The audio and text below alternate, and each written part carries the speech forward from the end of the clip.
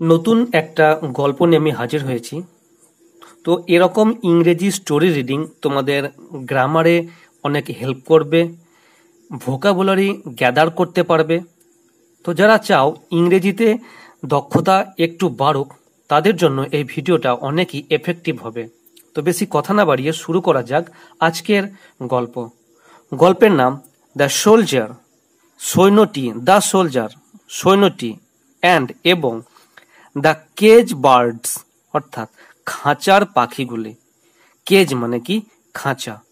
Birds মানে পাখিগুলি। Bird singular number, S যোগ করে এটাকে প্লুরাল করা হয়েছে, অর্থাৎ একটি সৈন্য এবং খাঁচাবন্দি পাখিরা। তো মূল গল্পে আসা যাক। Once a soldier was captured during a war. একদা এক সৈন্য বন্দী হয়েছিল যুদ্ধ চলাকালীন। তো দেখো, ওয়ান্স শব্দের অর্থ একদা, এ সোলজার অর্থাৎ একটি সৈন্য, ওয়াজ হয়েছিল, ক্যাপচার্ড মানে বন্দী, ডিউরিং এ ওয়ার যুদ্ধ চলাকালীন। তো যুদ্ধ চলাকালীন এক সৈন্য বন্দী হয়েছিল বা ধরা পড়েছিল। হি ওয়াজ ইমপ্রিসন্ড ফর সাম ইয়ার্স, তাকে বন্দি করে রাখা হয়েছিল কয়েক বছরের জন্য। দেখো, হি মানে সে, ওয়াজ রাখা হয়েছিল, ইমপ্রিসন্ড অর্থাৎ কোনো গারদ বা জেলখানায় বন্দি করে রাখাকে ইমপ্রিসন্ড বলা হয়। ফর সাম ইয়ার্স কয়েক বছরের জন্য। তো এটা প্যাসিভ ফর্ম কিন্তু, ঠিক আছে। He used to spend his days in the prison, সে সেই জেলখানায় দিনগুলো কাটাতো, রিমেম্বারিং মনে করে, হিজ আর্লিয়ার লাইফ তার আগেকার জীবন, হোয়েন হি ওয়াজ ফ্রি যখন সে মুক্ত ছিল। তো সে যখন মুক্ত ছিল সেই দিনগুলো স্মরণ করে তার জেলখানার দিনগুলো কাটাতো। He used to spend, used to কথাটা কোনো অভ্যাস বা স্বভাব বোঝানোর জন্য আমরা ব্যবহার করে থাকি। স্পেন্ড মানে কি? কাটানো। হিজ ডেজ তার দিন, ইন দ্য প্রিজন জেলখানায়, রিমেম্বারিং মনে করে, হিজ আর্লিয়ার লাইফ তার আগেকার জীবন, হোয়েন হি ওয়াজ ফ্রি যখন সে মুক্ত ছিল। After the battle came to an end, যখন যুদ্ধ শেষ হলো তারপর, আফটার মানে কি? পরে, দ্য ব্যাটেল যুদ্ধ, কেম টু অ্যান এন্ড যখন শেষ হয়ে গেল, কেম টু অ্যান এন্ড মানে শেষ হওয়া। All the prisoners of war,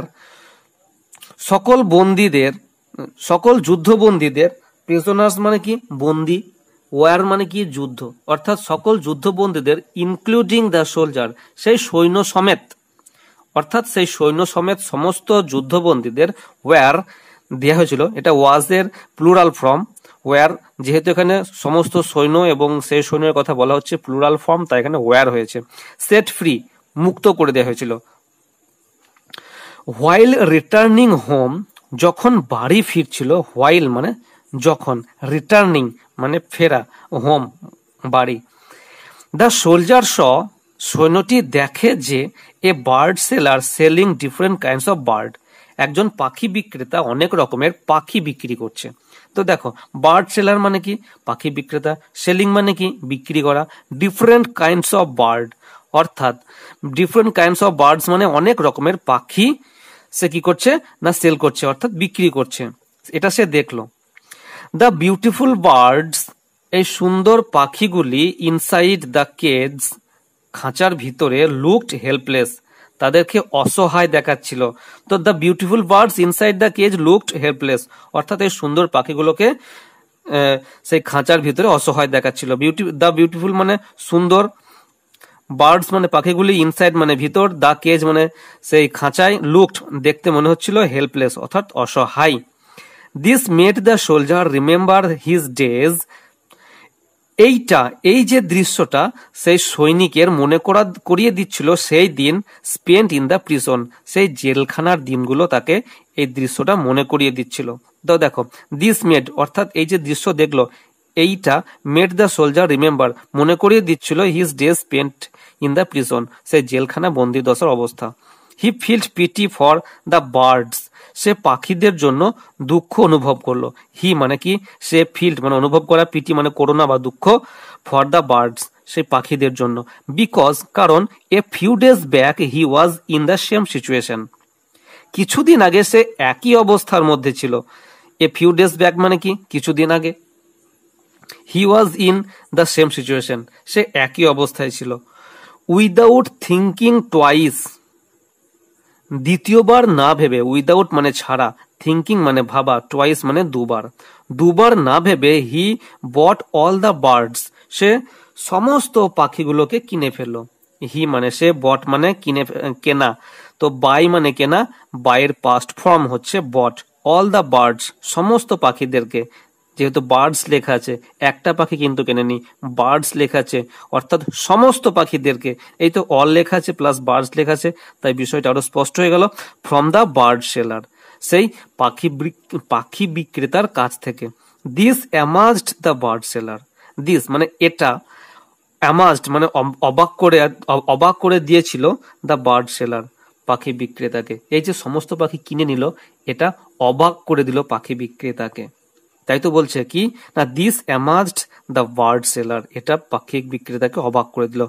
after purchasing the birds, পাখি কেনার পর, যেহেতু এখানে বার্ডস আছে তাই আমরা পাখি বলবো না, পাখিগুলি বলবো। পাখিগুলি কেনার পর the seller set them free one by one, একটার পর একটা সেই সৈন্য পাখিগুলোকে মুক্ত করে দিচ্ছিল। Allowing them to fly in the open sky, খোলা আকাশে তাদেরকে ওড়ার জন্য মুক্ত করে দিচ্ছিল। তো দেখো, আফটার পারচেসিং দ্য বার্ডস, সেই পাখিগুলোকে কেনার পর, দ্য সোলজার সেই সৈন্যটা, সেট দেম ফ্রি মুক্ত করে দিচ্ছিল, ওয়ান বাই ওয়ান একটার পর একটা, একটা একটা করে। অ্যালাউইং দেম তাদেরকে অ্যালাউ করছিল, two fly in the open sky মুক্ত আকাশে তাদেরকে ওড়ার জন্য। তো এখানে আমরা মোরাল কি পাই? Freedom is sweetest joy, freedom is sweetest joy, অর্থাৎ স্বাধীনতা হচ্ছে সব থেকে মিষ্টি আনন্দ। তো এই ছিল আজকের গল্প, খুব ছোট্ট গল্প কিন্তু খুবই একটা মনে রাখার মতো গল্প। তোমরা আশা করছি প্রত্যেকটা শব্দ এবং তার অর্থ বুঝতে পেরেছো, এবং তোমাদের যদি কোনো শব্দ বা অর্থ বুঝতে অসুবিধা হয় তাহলে কমেন্ট সেকশন অবশ্যই জানিও। আর যে সমস্ত নতুন ভোকাবুলারি তোমরা এখান থেকে শিখলে সেগুলো একটা খাতায় নোট করে রেখে দিতে পারো, বা তোমরা ভিডিওটা দুবার দেখতে পারো। তো ভিডিওটি তোমাদের যদি ইনফরমেটিভ বা কোনো কাজে লেগে থাকে অবশ্যই একটা লাইক করে দিও, আর এরকম ভিডিও নিয়মিত পাওয়ার জন্য অবশ্যই আমার এই চ্যানেলটাকে সাবস্ক্রাইব করে রেখো। আজকে এ পর্যন্তই, দেখা হচ্ছে নেক্সট ভিডিওতে অন্য কোনো গল্প নিয়ে। আজকে এ পর্যন্তই, বাই।